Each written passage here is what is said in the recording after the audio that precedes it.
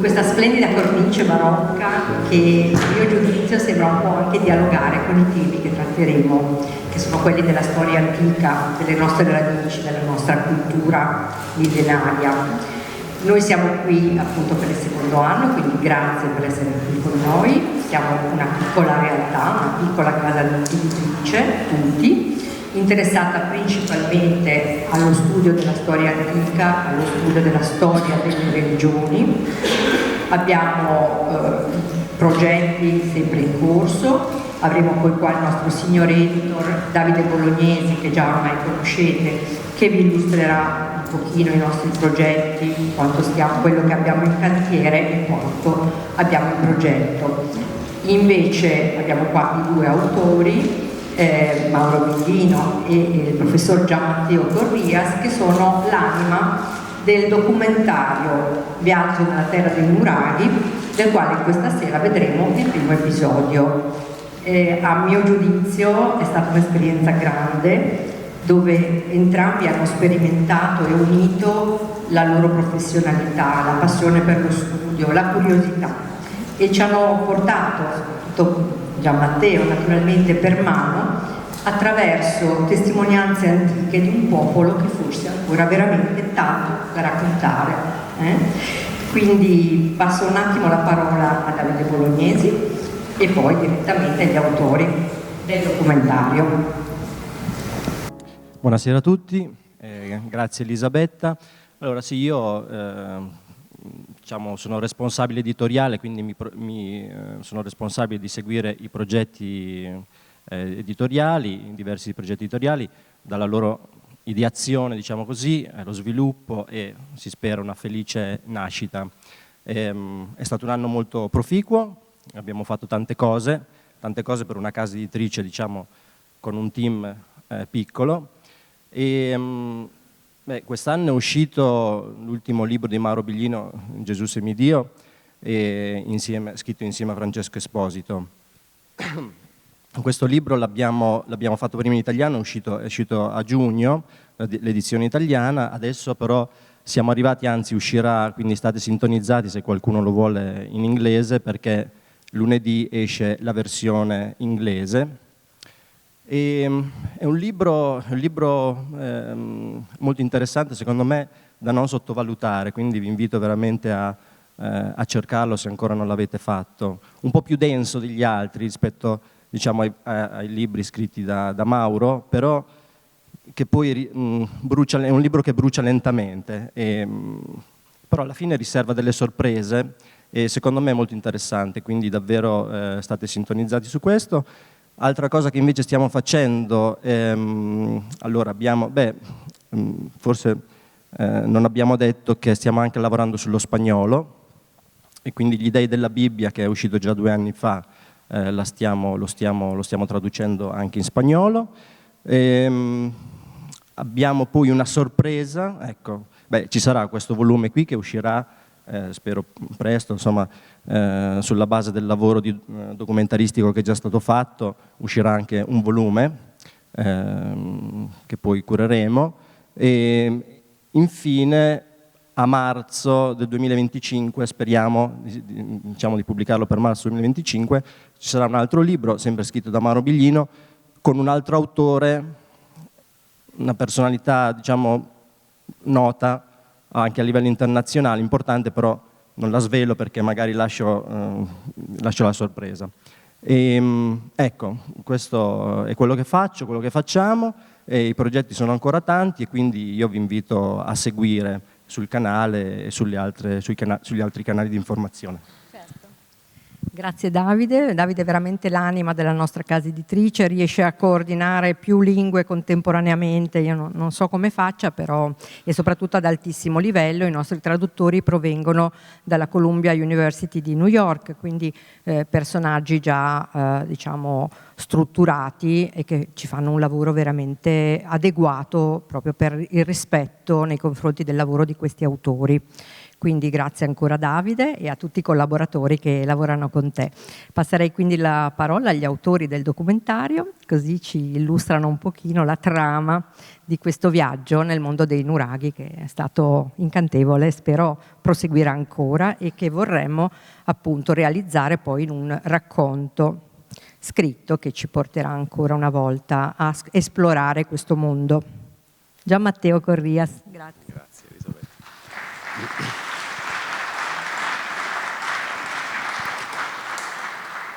Grazie Elisabetta, grazie a tutti.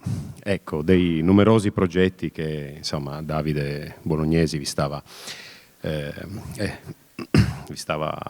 così annunciando. Questo documentario è il progetto che ci ha tenuti impegnati, diciamo così, piacevolmente impegnati durante quest'estate.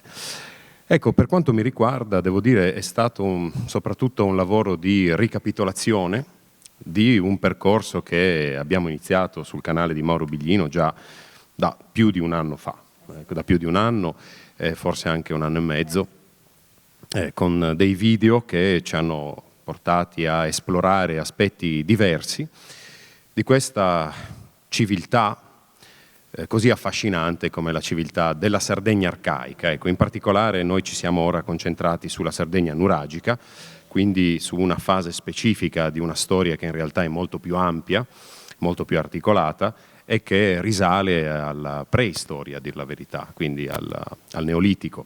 La civiltà dei nuraghi è una civiltà molto complessa, molto articolata e molto potente in tutto il bacino del Mediterraneo che, diciamo così, si sviluppa a partire dal XVII secolo a.C. e per un millennio fa parlare di sé, e non lo dico metaforicamente, in tutto il Mediterraneo, perché le testimonianze che ci parlano appunto della civiltà nuragica sono numerose e sono soprattutto distribuite soprattutto nel mondo greco e nel mondo egizio. Ecco, quindi abbiamo tante fonti che ci parlano della Sardegna nuragica e che ci consentono di esplorarla, diciamo così, se non con un buon grado di certezza, offrendoci comunque dei materiali molto preziosi, dei materiali documentali molto preziosi per poter formulare delle ipotesi, ed è questo il lavoro che soprattutto ci siamo sforzati di fare, che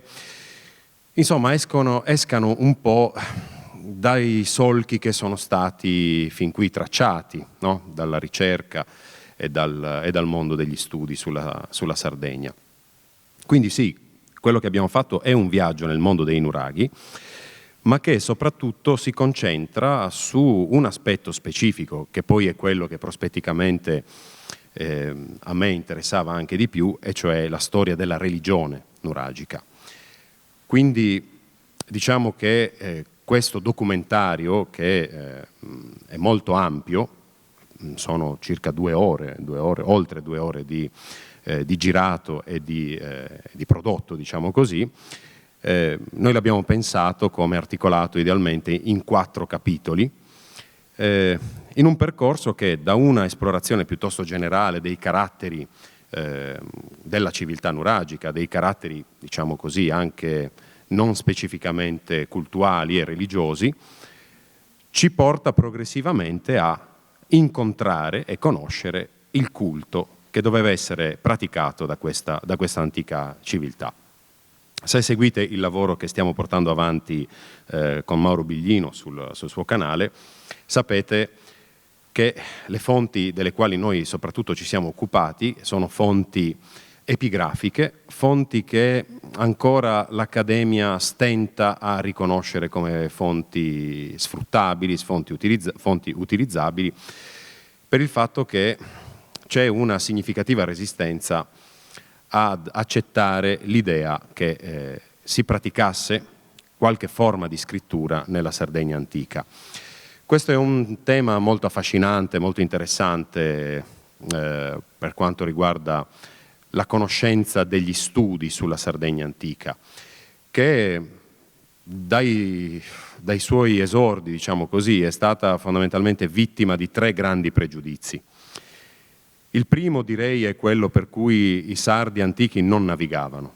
Questa idea è stata tenacemente difesa fino a qualche decennio fa. Ecco, oggi l'Accademia finalmente ha riconosciuto che le numerose rappresentazioni, soprattutto fittili, cioè in argilla e bronze, delle navicelle nuragiche, che poi avevano un impiego anche nel contesto del culto molto specifico, perché erano usate come lampade votive, in realtà erano la rappresentazione di imbarcazioni che i sardi nuragici utilizzavano per muoversi in tutto il bacino del Mediterraneo. È una scoperta che è stata molto interessante anche oltre i confini del Mediterraneo, perché noi troviamo la traccia in Sardegna della presenza di stagno che veniva dalle isole britanniche, le cosiddette cassiteridi della geografia antica. Queste ormai sono acquisizioni che gli accademici danno per acquisite una volta per tutte, ecco. Ma capite che dall'iniziale chiusura, l'iniziale resistenza contro l'idea che i sardi antichi navigassero, a questa pacifica e universale accettazione dell'idea, è stato fatto un grande percorso. Il secondo tabù, diciamo così, è quello per cui i sardi antichi non avessero prodotto una statuaria monumentale, no? Si conoscevano i bronzetti, si conoscevano quindi queste piccole rappresentazioni, molto spesso antropomorfe o zoomorfe, ma non si sospettava neanche che i sardi avessero invece prodotto, avete capito tutti ciò a cui mi sto riferendo, quelle monumentali raffigurazioni litiche che sono i cosiddetti giganti di Monte Prama, di cui anche noi ci siamo occupati. La scoperta gettò nello scompiglio il mondo accademico. La scoperta avvenne alla metà degli anni 70 e per oltre 30 anni questi reperti, queste importanti statue rimasero confinate nei magazzini dei musei archeologici, comprensibilmente, perché si trattava davvero di riscrivere tutto ciò che era stato pensato, immaginato e si era pensato di aver capito della civiltà sarda. Rimane questa terza resistenza che sta iniziando a cedere, poi magari potremmo anche vedere più nel dettaglio per quale motivo, è la resistenza contro l'idea che i sardi antichi scrivessero.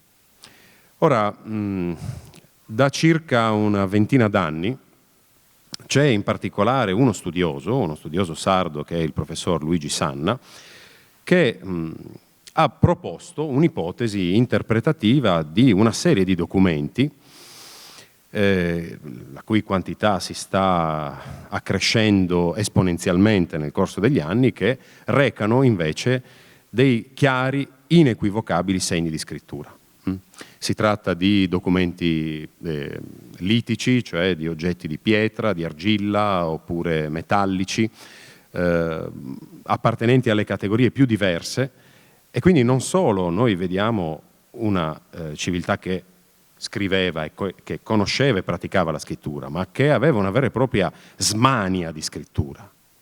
La scrittura era una vera e propria mania per i sardi nuragici. Poi certo bisogna capire che cos'era la loro scrittura, in quale contesto veniva esercitata e da parte di chi soprattutto veniva esercitata. Ecco, sta di fatto che questi documenti scritti, di cui Luigi Sanna ha proposto una interessantissima e devo dire utilissima chiave esegetica, chiave di lettura, sulla base del raffronto con i più importanti alfabeti semitici arcaici, questi documenti ci consentono di entrare nel cuore del culto nuragico.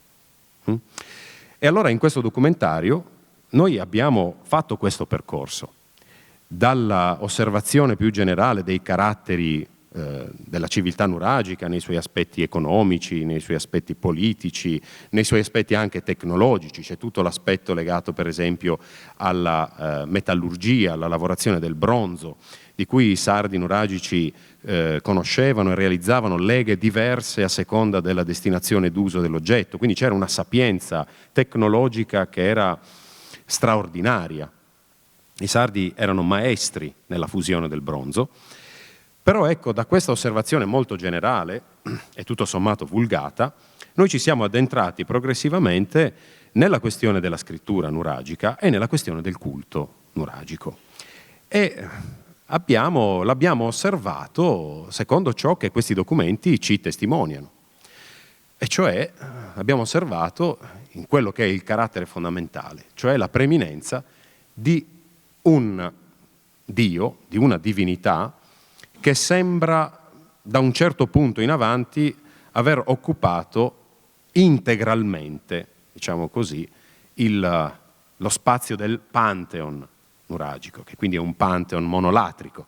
Questa divinità è, come attestano questi documenti, Yahweh.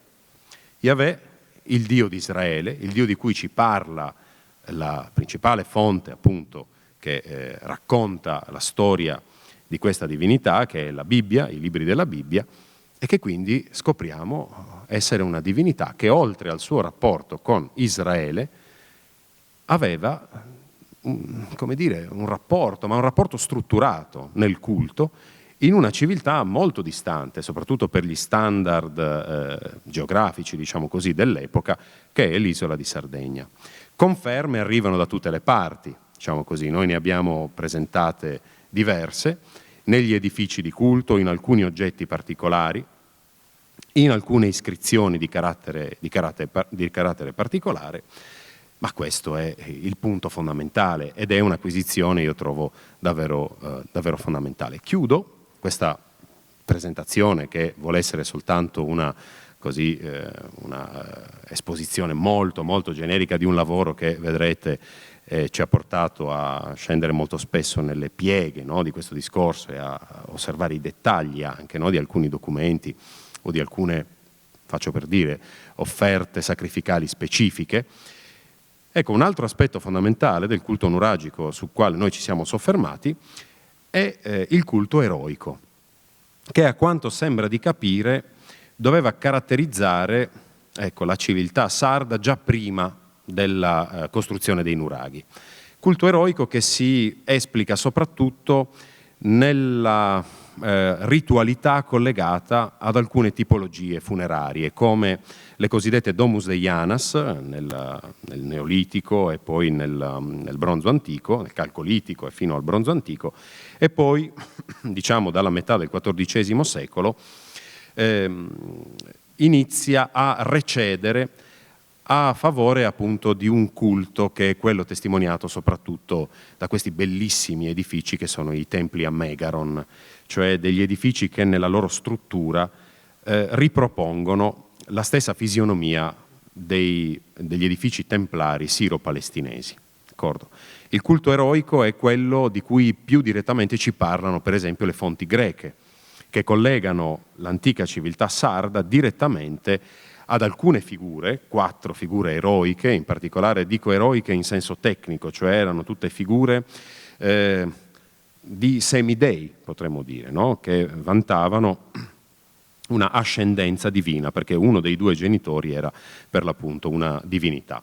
Sono Sardo, Aristeo, Norace e Iolao, sono i 4 grandi eroi di cui soprattutto, ecco, Pausania in una ricostruzione sistematica ci dà notizia e di cui sembra che si possa trovare qualche significativa conferma, soprattutto in un'altra tipologia molto nota, diciamo così, di edificio sepolcrale e templare sardo arcaico, che sono le cosiddette tombe dei giganti. Ecco, questa è una sintesi estrema, diciamo così, del lavoro che abbiamo fatto e di cui stasera vedrete il primo di questi 4 capitoli. Cedo subito la parola a Mauro perché il suo contributo, devo dire, è stato davvero decisivo. Ecco, questo ci tengo a dirlo, nel confronto dialettico che ormai noi portiamo avanti da anni, io trovo davvero degli stimoli che sono preziosissimi e molto utili talvolta per indirizzare la ricerca in alcune direzioni che tendenzialmente, ecco, io stesso tenderei ad escludere, ma anche molto spesso per far quadrare i conti su questioni che sono ostiche, perché questo è davvero un terreno non solo inesplorato, ma molto delicato da percorrere. Quindi, ecco, mi piace molto la leggerezza, anche la leggerezza che è sempre sostenuta però dal metodo, no? Però la leggerezza con cui condividiamo il piacere della ricerca, e non solo lo condividiamo tra noi, ma poi cerchiamo di rendere partecipi anche quelli che ci vogliono seguire. Quindi cedo subito la parola a Mauro.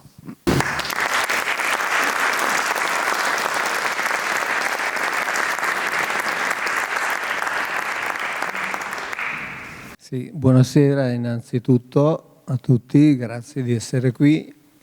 In effetti la parte per me più interessante, che è veramente rivoluzionaria, è quella di aver trovato Yahweh in Sardegna, perché noi siamo abituati da sempre a pensare a Yahweh come al Dio unico, perché così ci è stato detto, ma soprattutto al Dio di Israele, al Dio che non si interessava di nessun altro popolo. In realtà la Bibbia ci dice, se stiamo ben attenti a leggerla tranquillamente, anche in superficie, anche senza scendere in esegesi particolarmente complesse, che Yahweh sceglie Israele come popolo di sacerdoti, non come popolo in sé. Dice sempre popolo di sacerdoti, cioè un popolo che aveva il compito di occuparsi direttamente ed esclusivamente dei suoi interessi terreni. Lui è geloso di questo popolo, non vuole che si riferisca ad altre divinità, ad altri Elohim che sono chiaramente presenti, ce lo dicono tutte le culture. Prima Matteo ha nominato le culture sinaitiche, cananaiche, eccetera, e quindi le divinità sono molte. Questo viene riconosciuto ormai anche da una certa teologia. Mi riferisco per esempio a Oxford, eccetera. Ieri abbiamo fatto, io e Matteo, un video su una teologa di Oxford che in sostanza scrive le cose che scriviamo noi. E quindi trovare Yahweh in Sardegna significa veramente dargli una nuova collocazione in una dimensione spaziale e temporale molto più ampia. E questa, tu prima parlavi di 3 elementi di resistenza, io lo aggiungerei come quarto, perché qui l'elemento di resistenza che troveremo sarà pesantissimo, perché chiaramente la teologia tradizionale farà una fatica immensa a riconoscere la presenza di Yahweh in Sardegna, perché rimette in discussione tutto. Però la Sardegna nella Bibbia è presente, come sono presenti le isole, come ad esempio in un salmo c'è scritto esultino le isole tutte alla presenza di Yahweh, e quindi ci si chiede, ma è perché devono esultare le isole tutte quando Yahweh si occupa di un popolo di pastori, di nomadi che con le isole non avrebbero dovuto avere niente a che fare. E quindi andare avanti in questa ricerca è veramente affascinante, perché ancora una volta costringe a riscrivere, costringe a rimettere in discussione tutto, a rimettere in discussione tutto quello che pensiamo di sapere, ma a rimettere in discussione tutto quello che ci viene trasmesso in qualità di dogma. Cioè bisogna credere perché è così. I libri ci dicono altro. Ora noi possiamo credere o no ai libri, ma di fatto gli antichi o i libri o le epigrafi ci dicono altro. E noi non possiamo fare a meno di tenere conto di ciò che dicono, dobbiamo assolutamente prendere in seria considerazione, perché lo sappiamo, scrivere a quei tempi era cosa molto faticosa. e quindi non come noi che ci mettiamo il computer, poi non ci piace, cancelliamo, riscriviamo, eccetera, ma le epigrafi costavano, scrivere anche sui papiri costava. Noi in uno dei nostri giri abbiamo avuto la fortuna anche di vedere proprio dispersa in mezzo ai rovi una pietra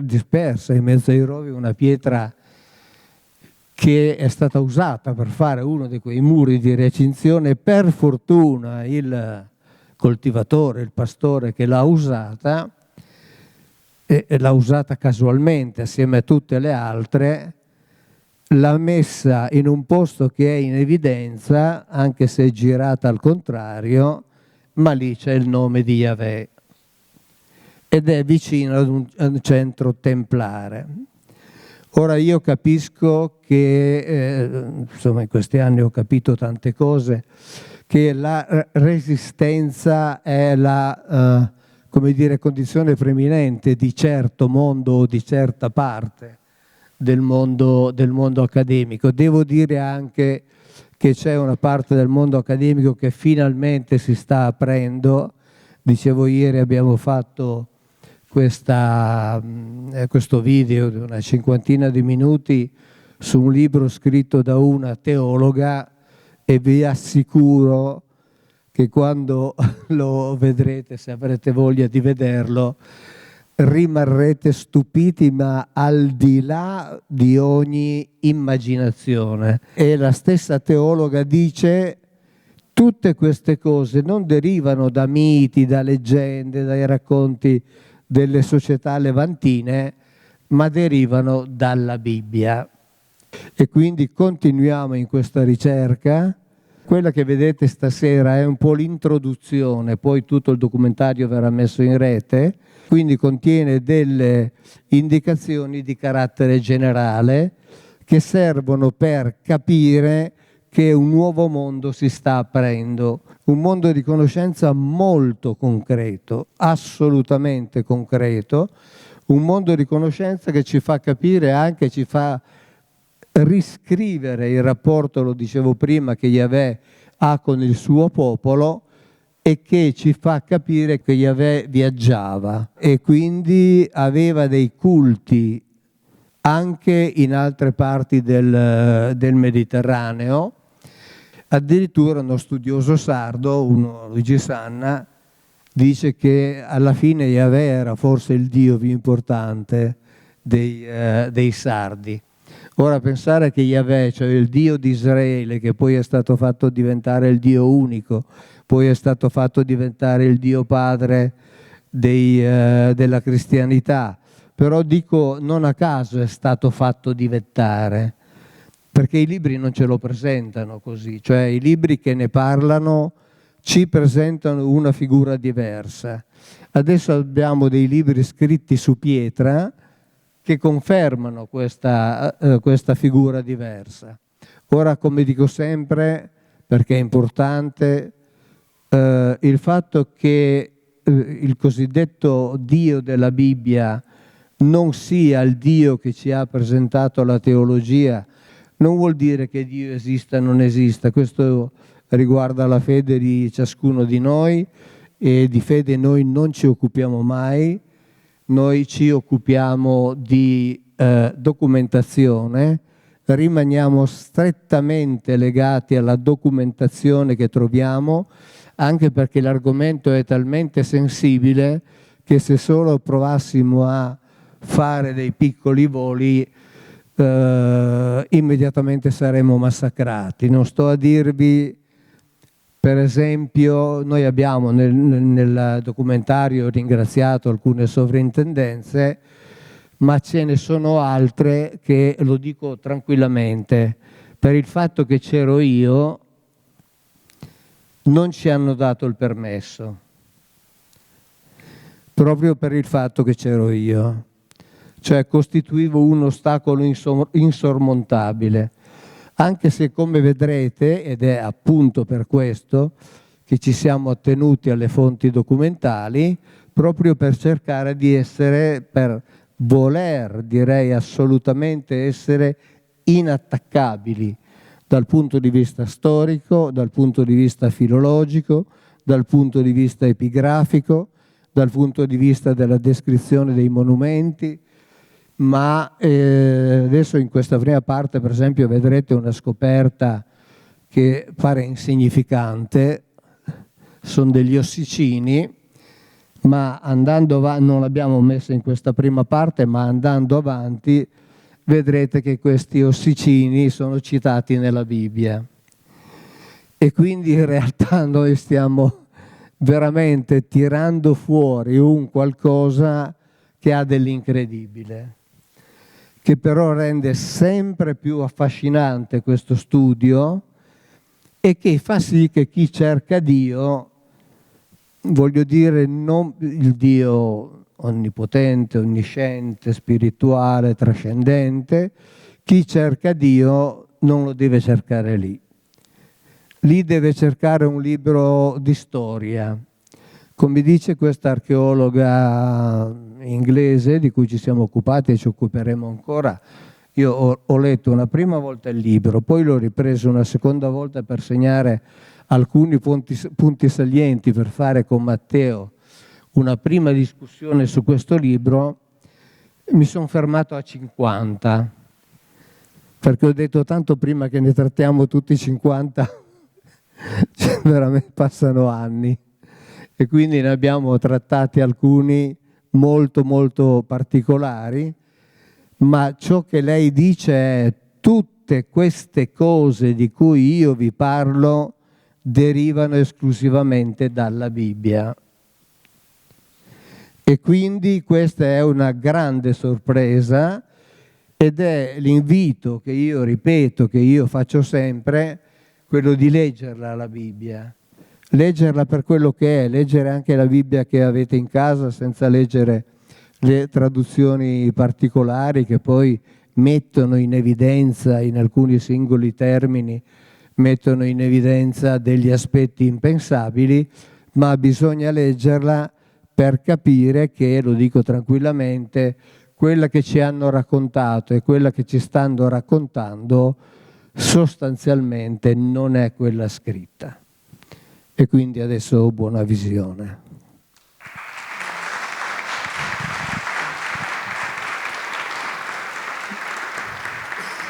Grazie Mauro, grazie Matteo, grazie Davide. Permettetevi di ringraziare innanzitutto l'autrice di questo documentario, che è Giulia Scintu, che è stata con noi in Sardegna.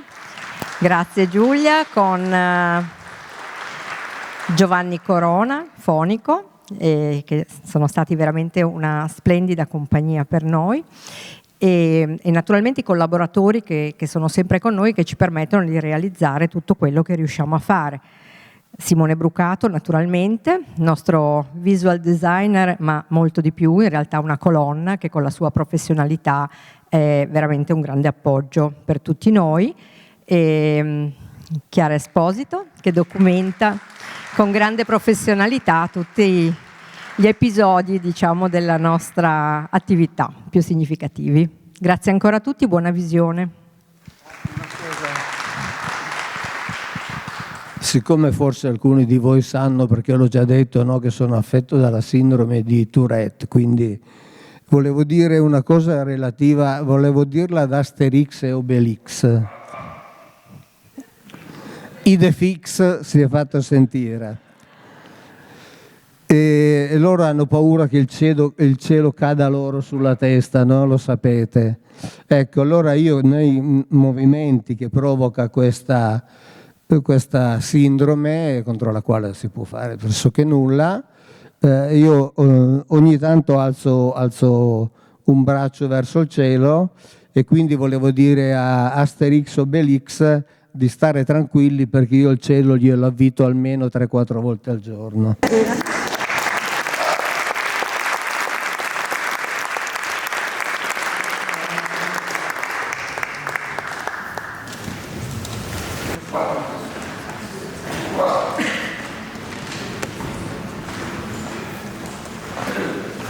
Buongiorno amici, siamo qui in Sardegna per fare un viaggio un po' particolare. Nel 1800 gli intellettuali, gli uomini di cultura europei facevano il cosiddetto Grand Tour in Italia per entrare direttamente in contatto con gli elementi naturali, le bellezze naturali, architettoniche, con la cultura italiana, con le bellezze artistiche. E qui con il professor Gian Matteo Corrias, che già conoscete, noi facciamo questo mini Grand Tour in Sardegna. Dico mini perché ovviamente riguarda una regione, in particolare una civiltà, la civiltà nuragica. Perché facciamo questo mini Grand Tour in Sardegna?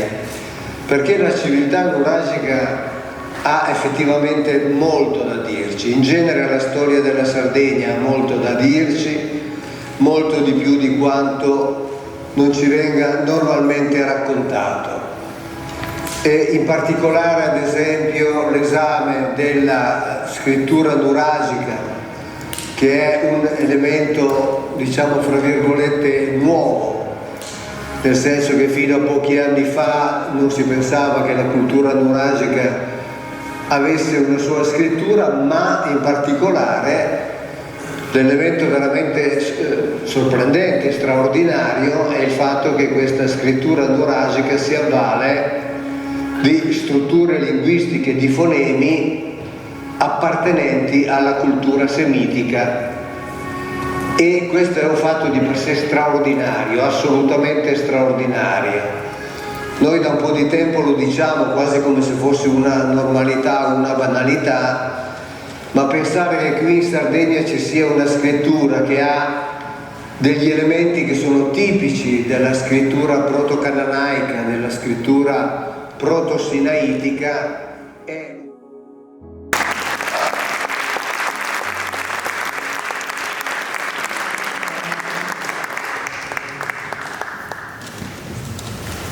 Quindi vi ringraziamo ancora per essere qua, spero abbiate apprezzato il grande sforzo che abbiamo fatto, perché per noi è la prima esperienza in questo senso, ma naturalmente guidati dalla splendida compagnia e sapienza naturalmente del professor Corrias, con Mauro Biglino e con i nostri tecnici. Insomma, siamo riusciti ad iniziare anche questo percorso.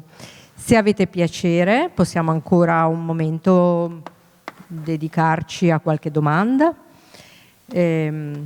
oppure insomma vediamo se qualcuno ha qualche domanda da fare agli autori riguardante questo progetto, possibilmente. Ecco, va bene? Sì, passo.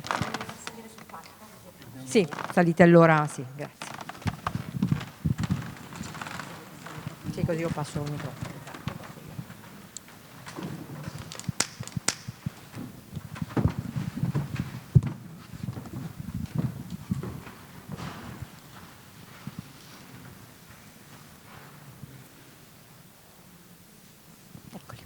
Benissimo, allora se vuole presentarsi, grazie.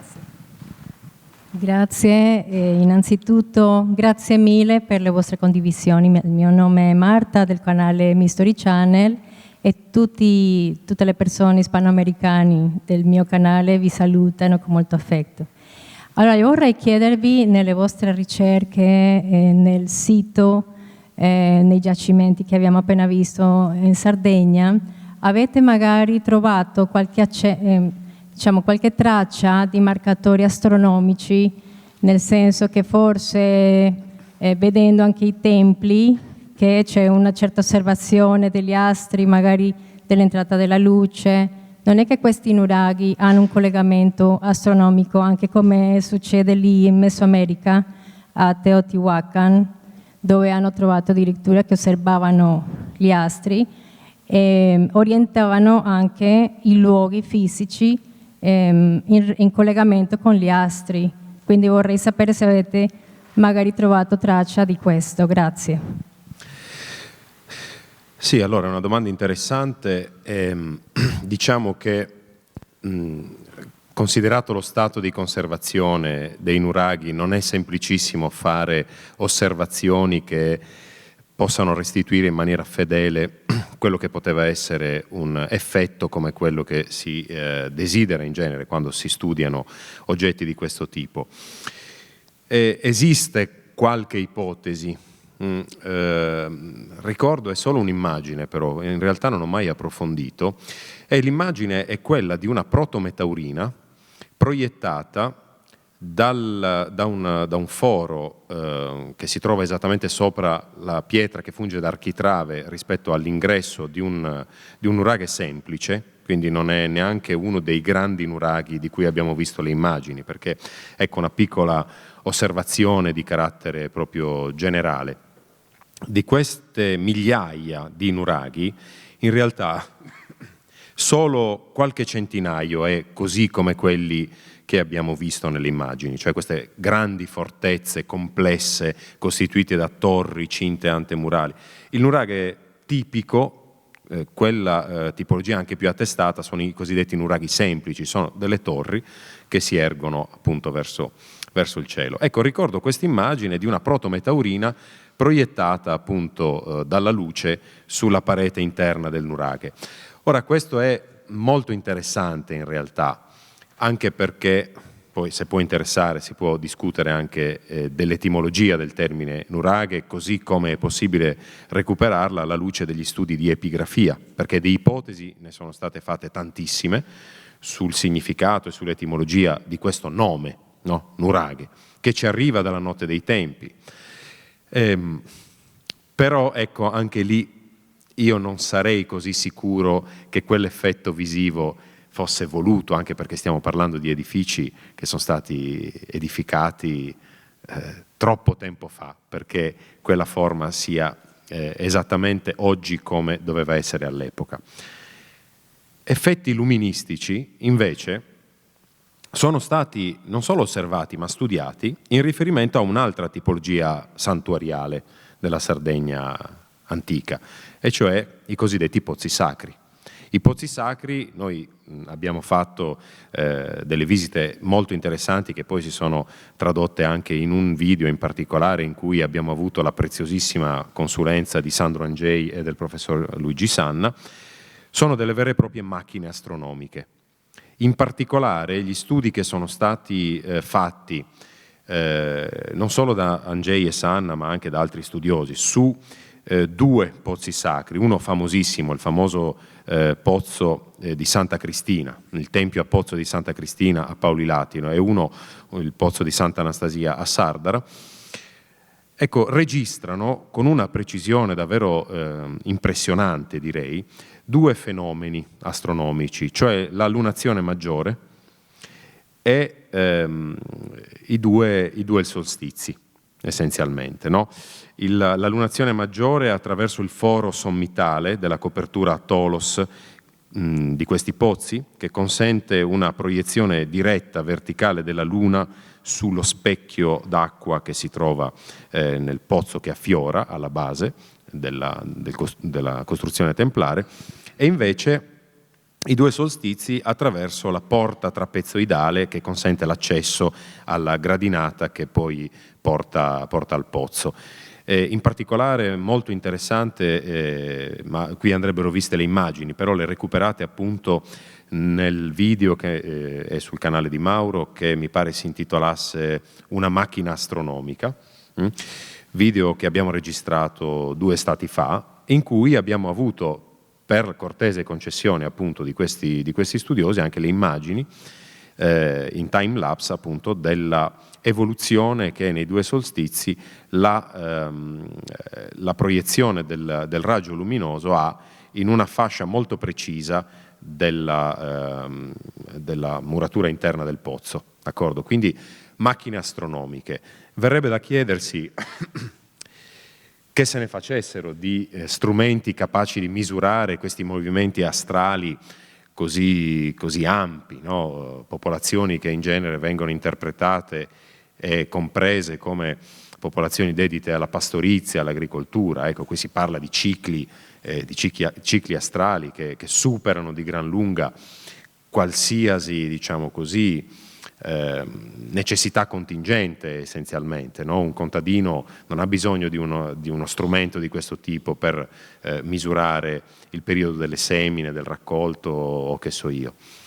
Certamente ecco, questa attenzione, questo scrupolo delle civiltà arcaiche trasversalmente dai Sumeri in poi nei confronti del cielo e di ciò che di grande e di luminoso avviene nel cielo ha a che fare, come è facile ipotizzare, con qualche relazione che in maniera più o meno diretta queste popolazioni dovevano avere appunto con quelle regioni superiori. Non so Mauro se vuoi. Sì, un aspetto al quale veramente non si dedica mai, non solo abbastanza, ma non si dedica mai attenzione, è il fatto che questi grandi studi astronomici che poi portavano alla costruzione di queste macchine astronomiche, vere e proprie macchine astronomiche, venivano condotti dai sapienti, dai saggi, dagli studiosi nelle città. Ora io vi chiedo, voi conoscete un contadino che per coltivare, come facevano i babilonesi, usi la geometria trapezoidale per calcolare l'orbita di Giove? Il contadino non va oltre la Luna, gli è più che sufficiente. Non ha bisogno di sapere dove si trova Marte, dove si trova Mercurio, anzi non sa neanche se molti... Non interessa. Quindi questo studio del cielo è uno studio del cielo che interessava una civiltà, non diciamo chi, così almeno siamo tranquilli, una civiltà che lavorava sui tempi lunghi. Graham Hancock, che ho incontrato a casa sua in Inghilterra, col quale abbiamo fatto una lunga chiacchierata, non so se li state vedendo, sta facendo un ciclo di documentari, Ancient Apocalypse, su Netflix, dove lui ipotizza, e ipotizza in modo assolutamente documentato, essendo giornalista molto serio, l'esistenza di una civiltà antecedente alla nostra e che è scomparsa durante l'ultima glaciazione. Ne sono rimasti dei residui che poi hanno riportato la civiltà. E difatti diversi popoli ci parlano di 7 Apkallu, insomma di 7 saggi che hanno ridistribuito e ricominciato a ricostruire la civiltà nel mondo. Però queste erano civiltà che avevano delle conoscenze e delle necessità e delle esigenze che richiedevano la conoscenza dei lunghi cicli. Se pensiamo alla civiltà sumera, per esempio i lunghi cicli erano misurati per il passaggio del potere,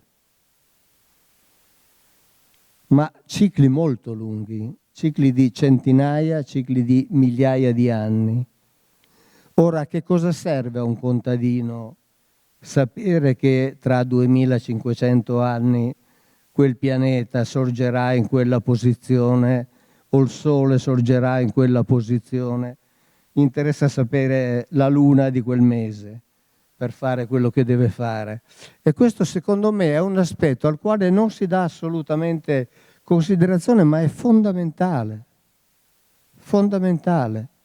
Fondamentale perché, ripeto, non perdevano tempo a studiare cose inutili e a fare dei calcoli così complessi. Cioè il teorema di Pitagora non è di Pitagora, è antecedente a Pitagora, arriva dal Medio Oriente, così come tutta una serie di altre conoscenze, cioè arrivano da quel luogo nel quale si colloca l'origine della civiltà. Adesso poi, con le scoperte di Göbekli Tepe o Göbekli Tepe come preferite, di Karahan Tepe, eccetera, tutto questo va ancora anticipato. Cioè quello che pensavamo di sapere come origine di civiltà partendo dai Sumeri, non dagli Egizi, partendo dai Sumeri, in realtà va anticipato perché mentre per i Sumeri parliamo di 3500, 3000 avanti Cristo, qui parliamo di 10.000 avanti Cristo, con delle costruzioni che sarebbero state fatte da dei raccoglitori di bacche e con delle costruzioni che richiedevano una organizzazione sociale complessissima. E questa organizzazione sociale è quella che ha costruito queste macchine astronomiche e le possiamo proprio considerare così. E in Sardegna ci sono, l'abbiamo viste, nel documentario forse abbiamo messo qualcosa? C'è nelle quelle successive, perché è importante, è fondamentale, sono quei ragionamenti banali, talmente banali, sui quali si vola superficialmente, non ci si chiede il perché, ma invece se ci si chiede perché una civiltà basata sull'agricoltura, che ha costruito delle città che vivevano grazie all'agricoltura, aveva bisogno di avere un computo di, addirittura pensiamo ai Maya, di milioni di anni. Cosa se ne faceva? Ma a noi, a che cosa serve sapere che tra 5.000 anni, non 500.000 o 1 milione, o tra 1.000 anni, succederà una certa cosa? Niente. Non serve assolutamente a niente. Ora uno può dire, lo faccio per curiosità, certo, però non mi metto a costruire delle macchine astronomiche così complesse per arrivare a stabilire una data di cui non mi importa assolutamente nulla, perché non ci sarò più, non solo io, ma tutti i componenti della mia famiglia, no? E quindi in realtà questa è una domanda molto interessante, perché ci fa capire che, come dice Graham Hancock, probabilmente è esistita, e noi abbiamo una sorta di, la chiama lui l'amnesia, cioè di amnesia, di una civiltà precedente.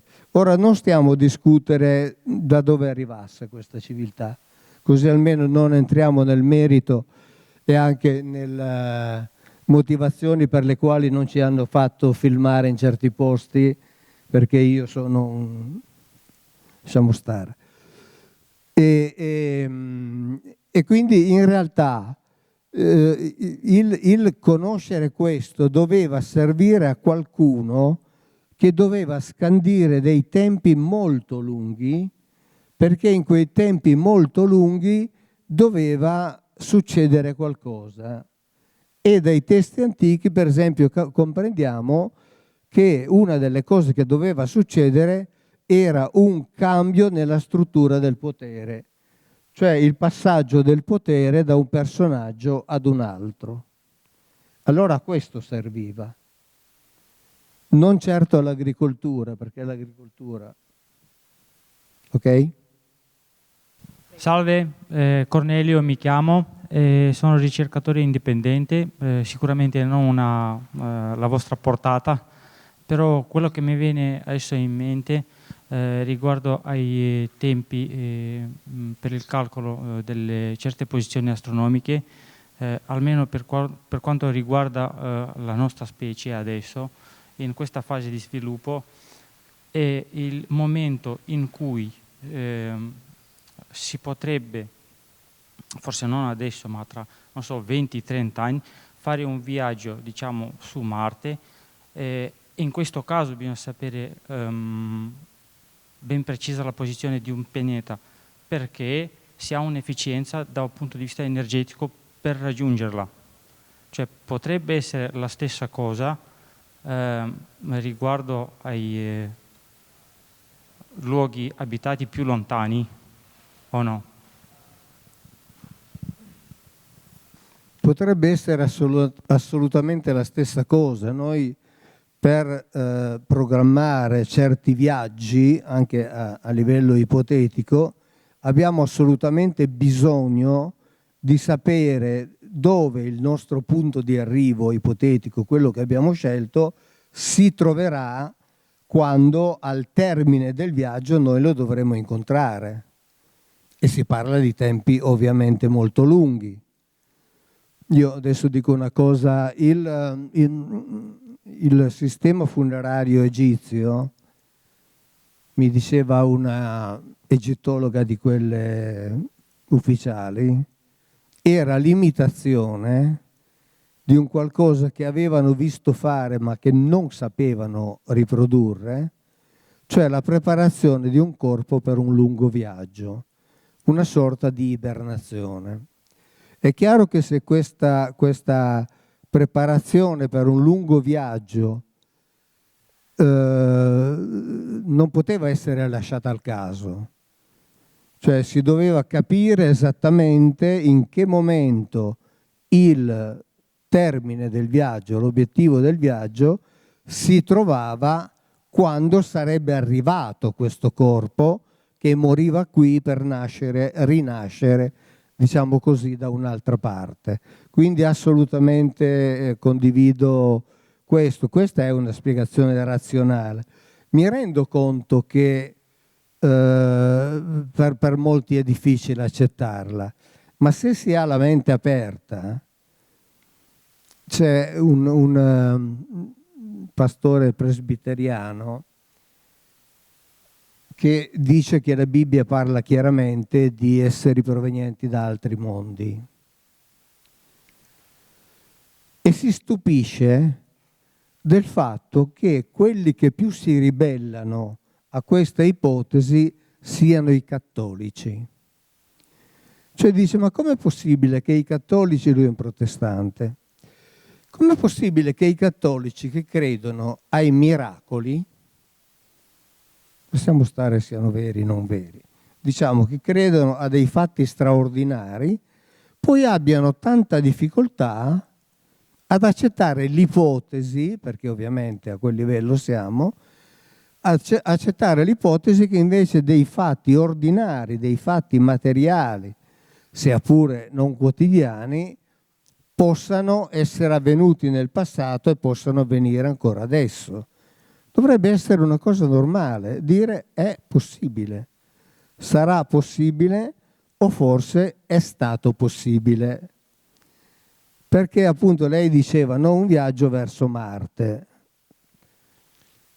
Io dico, è vero che la Bibbia non parla di UFO. Dice, ma come? Ogni tanto fai riferimento...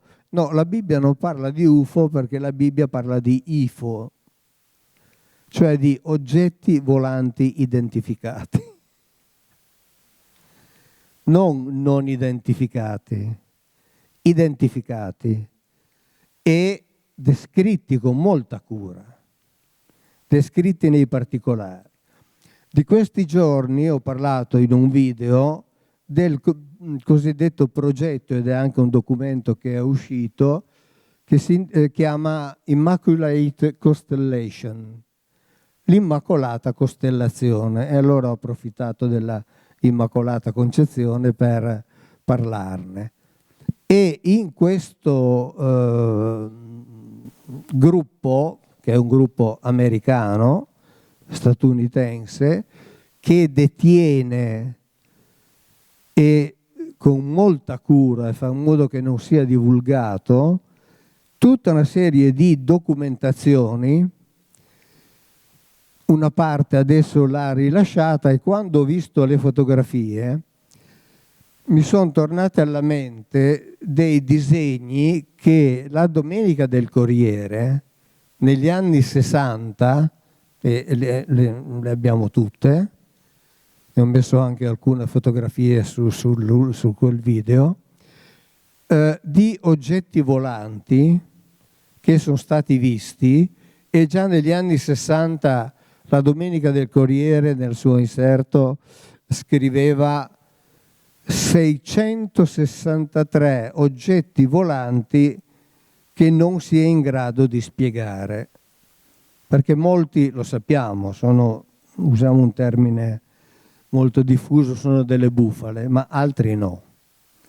E alcune di queste foto corrispondono esattamente ai disegni che Walter Molino faceva sulle basi delle descrizioni di coloro che li avevano visti. Quindi in realtà il pensare che questo guardare nelle lunghe distanze, di questo costruire delle macchine astronomiche che servivano per capire che cosa sarebbe successo o dove si sarebbe trovato un certo oggetto celeste in un certo momento, non è una cosa così peregrina, ma è un dato di fatto reale e concreto. Non fosse altro per il fatto, per esempio, noi adesso cerchiamo di calcolare l'orbita di certi asteroidi per vedere quanto passeranno vicino alla Terra, vicinanze astronomiche ovviamente si dice, però qualcuno potrebbe beccarci e quindi è bene saperlo prima. Però questo appunto non interessa i contadini, interessa gli studiosi di altro tipo. Sì, per riportare il discorso alla Sardegna antica, mentre parlavi mi veniva in mente che l'idea del preparare il corpo per trasferirlo da un'altra parte può essere ciò a cui verosimilmente allude uno dei simboli più presenti nel contesto funerario sardo arcaico, anche prenuragico. Mi sto riferendo al simbolo della porta o falsa porta, che caratterizza diversi contesti funerari. Per esempio lo troviamo nelle Domus Deianas, di cui abbiamo parlato prima. Lo stesso portello d'ingresso di queste sepolture ipogeiche, che ha una cornice a sbalzo, rappresenta questo modello della porta, no? Che poi viene duplicato all'interno, una porta disegnata, diciamo rappresentata in rilievo sulla parete, oppure sulle stele femminili, la tipologia femminile, sono molto interessanti e la cui produzione addirittura può essere fatta risalire alla metà del V millennio avanti Cristo e fino praticamente a tutto il calcolitico e il bronzo antico. Molto interessante, ecco, l'idea della porta associata alla morte, perché la porta è qualcosa che va attraversato. La porta è un luogo interstiziale che consente appunto l'attraversamento. Anche nelle tombe dei giganti troviamo molto spesso nella stele centinata, che è l'elemento, diciamo così, più caratteristico dell'esedra. Non so se avete presente come sono fatte le tombe dei giganti, però il prospetto frontale, che è la parte monumentale della sepoltura, che invece è retrostante, è un'esedra, quindi una sorta di arco, al cui centro c'è una stele che supera in genere i 3 metri, quindi è un monolite di dimensioni davvero ragguardevoli. Questa stele è realizzata a sbalzo e ciò che vi viene rappresentato sopra è ancora una volta la cosiddetta falsa porta. La falsa porta che, guarda caso, comunica con il luogo della sepoltura, che si trova proprio dietro la stele. Allora, ora qui c'è anche tutto un discorso antropologico, culturale che si potrebbe avviare, molto interessante, no? In particolare io trovo molto interessante l'associazione del simbolo della porta con il corpo della donna, perché idealmente la stele femminile, la stele di tipologia femminile, è la rappresentazione concettualizzante di un antropomorfo, in quel caso chiaramente di sesso femminile, con il seno e appunto questa porta che potrebbe essere assimilata, perché no, alla vagina. Non è un caso che la morte e soprattutto l'inumazione siano percepite, e non solo in Sardegna, ma direi trasversalmente nelle civiltà, nelle culture arcaiche, come un doppio rovesciato della gestazione. Cioè l'inumazione è una nuova gravidanza, una nuova gestazione che prelude a una nascita da un'altra parte. Qui il sostrato anche esperienziale è piuttosto facile da dissodare, no? Ne troviamo traccia persino nel Vangelo, nelle parole di Cristo, quando dice: se il chicco di frumento non muore, non porta frutto, se invece muore, produce frutto. La morte del chicco di frumento è appunto la sua inumazione, sta nel momento in cui il chicco viene sotterrato. D'accordo? Quindi l'essere collocati sottoterra nel grembo della madre terra prelude alla nascita in una dimensione altra, diversa, che nel caso della ritualità funebre sic et simpliciter può essere soltanto una forma di auspicio o di soluzione, diciamo così, psicologica al problema della morte, ma che, ecco, a questi altri livelli potrebbe essere qualcosa di molto diverso, cioè la rappresentazione di un trasferimento vero e proprio. Chiedo scusa, ma non posso fare a meno di fare riferimento al Salmo 24, dove si parla di porte, di due tipi di porte che vengono chiamate anche in due tipi diversi, Petachim e Shearim, porte che obbediscono a degli ordini. Si dice apritevi o porte, le prime, le Petachim, perché passa Yahweh con il suo kavod. E alle seconde porte si dice siano aperte le Shearim, e qui c'è una indicazione che fa venire un po' di pelle d'oca, c'è il termine ebraico olam, che vuol dire non conosciuto. Cioè quindi c'è un sistema di porte, diciamo qui, che devono essere aperte. Passa Yahweh con il suo kavod, e in un altro luogo si aprono delle porte che si aprono sullo sconosciuto, cioè sullo sconosciuto per l'uomo. L'uomo non sa dove va Yahweh con il suo kavod quando attraversa queste altre porte. Però nella letteratura ebraica extrabiblica si dice anche che solo ai giusti verrà concesso di attraversare quelle porte. E il Salmo 24 inizia con un versetto che Monsignor Corrado Balducci utilizza, che era persona del Vaticano che si occupava di queste cose, diceva: è il passo che dimostra che la Bibbia conosce la presenza di altri mondi con altri abitanti, perché parla della terra, i suoi abitanti, l'universo e i suoi abitanti. L'universo è coloro che lo abitano, facendo una distinzione netta tra il pianeta nostro abitato e l'universo a sua volta abitato. E quel salmo termina con questo discorso delle porte.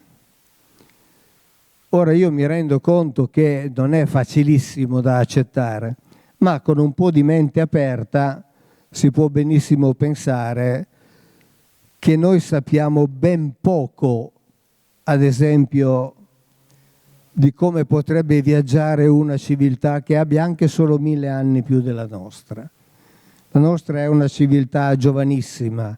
Io ho parlato con l'astrofisico Avi Loeb, che è uno dei 25 di Harvard, uno dei 25 astrofisici più importanti del mondo, no? E lui in effetti va alla ricerca delle prove scientifiche, perché ne è convinto. È convinto dell'esistenza di altra vita al di là della Terra. E quindi lui, con un grande investimento di denaro, ha trovato dei finanziatori che gli danno la possibilità, addirittura ha costruito una imbarcazione speciale per trovare dei resti in fondo al mare di un impatto di un oggetto celeste, oggetto volante. E quindi diciamo con un po' di mente aperta si può arrivare a ipotizzare che noi siamo stati visitati, che forse siamo visitati, sono sempre quelle civiltà che hanno necessariamente, inderogabilmente il bisogno del computo sui lunghi anni, perché qui si parla di centinaia di migliaia di anni, ovviamente. Buongiorno, salve.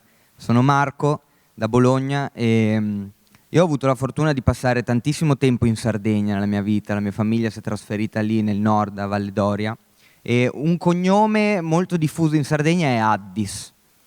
E mi è, come dire, subito venuto in mente una connessione con la capitale dell'Etiopia, Addis Abeba. E ho cercato su internet e ho visto che pare che anche il cognome Addis abbia origini semitiche, forse. Siccome l'Etiopia comunque è un luogo abbastanza piccante nel mondo biblico, volevo chiedere se potrebbe esserci qualche parallelismo tra la Sardegna e il mondo biblico che passa magari per l'Etiopia. Grazie. Grazie a te. Ma è una suggestione interessante. Lavori sui cognomi sardi sono stati portati avanti da diversi studiosi, anche perché soprattutto i toponimi e i cognomi sono alla fine quei labili elementi sui quali si può cercare di lavorare, ad esempio, per ricostruire la cosiddetta lingua paleosarda o protosarda.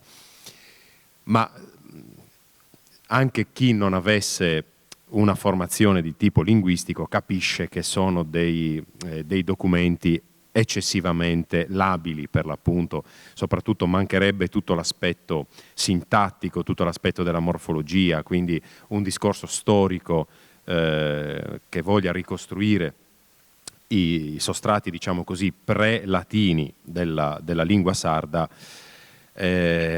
non avrebbe buon gioco, ecco, a partire soltanto da questi elementi.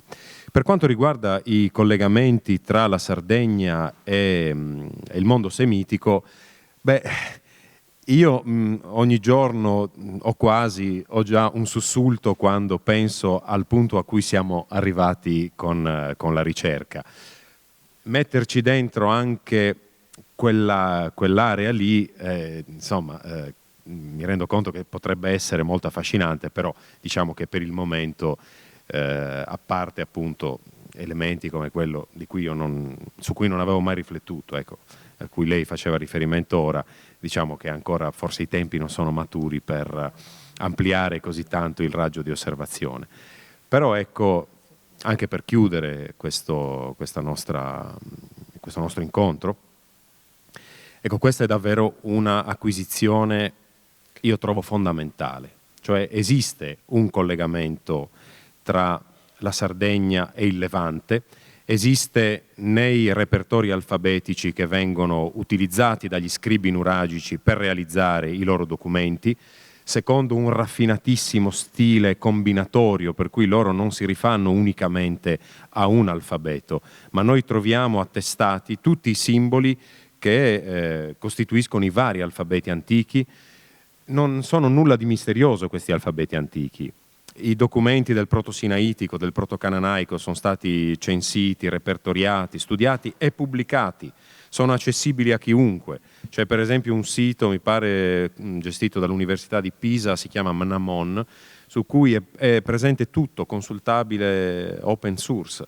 D'accordo? Quindi quel confronto che ha reso importante il lavoro di Gigi Sanna sulla morfologia appunto alfabetica dei grafemi sardi, dei grafemi usati in Sardegna, che lui ha ricollegato con quei grafemi degli alfabeti semitici, è un confronto che può fare chiunque, d'accordo? Complica un po' la situazione il fatto che gli scribi sardi usino diversi sistemi insieme. Ecco, ma qui c'è una cosa che dobbiamo capire. La scrittura nuragica, per paradossale che oggi possa apparire, non è una scrittura che serviva per dichiarare, era una scrittura che serviva per nascondere, era una vera e propria scrittura geroglifica, concepita, realizzata ad uso esclusivamente interno di una selezionatissima classe scribale che era deputata appunto al culto di questa divinità. Secondo modalità che dovevano essere molto diverse rispetto a quelle attestate in Israele e richieste al popolo di Israele, che era un popolo di sacerdoti, questo l'abbiamo richiamato diverse volte. Mi colpisce per esempio un documento molto affascinante, che è un piccolo bronzetto, di quelli che abbiamo menzionato anche in questa prima puntata del nostro documentario, che rappresenta una figura maschile abbigliata in tutto e per tutto così come Yahweh prescrive che si abbigli il sommo sacerdote. D'accordo? Quindi noi, è un discorso che abbiamo già presentato ormai 1 anno e mezzo fa, su cui si potrebbe tornare perché è davvero un discorso molto affascinante. Ecco, avevamo notato all'epoca delle differenze significative, mi veniva in mente una in particolare a proposito di questa differenza del culto yavista israelitico rispetto al culto yavista sardo, che è nel pettorale del giudizio, nel Hoshen, che era adornato di 12 pietre che vengono prescritte molto minuziosamente da Yahweh nel testo biblico, e di cui invece in Sardegna non c'è traccia, nel senso che il pettorale del giudizio, che pure è attestato ad esempio nei giganti di Montepramo, alcuni dei quali hanno proprio il Hoshen sul petto, buffo che venga interpretato come una placca che serve per proteggere il petto, ma immaginatevi voi con tutto l'addome scoperto una piccola placca metallica che serve a proteggere che cosa? Lo sterno praticamente, quindi capite che proprio non è per nulla plausibile questa interpretazione, d'accordo? Ecco, il Hoshen di questi sommi sacerdoti è libero, non ha nessun elemento esornativo, simbolico che richiami appunto a questo numero 12 che poi nel testo biblico viene spiegato, o forse piuttosto dall'esegesi rabbinica, come un riferimento alle 12 tribù di Israele. Ecco, quindi per chiudere, questo è il punto.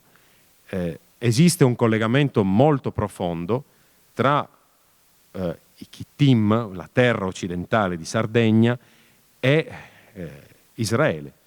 E esiste attraverso una fitta trama di documenti, soprattutto documenti epigrafici e iconografici, che non solo ce lo suggeriscono, ma ce lo mostrano, ce lo fanno vedere plasticamente rappresentato anche in aspetti molto concreti della vita di queste antiche popolazioni.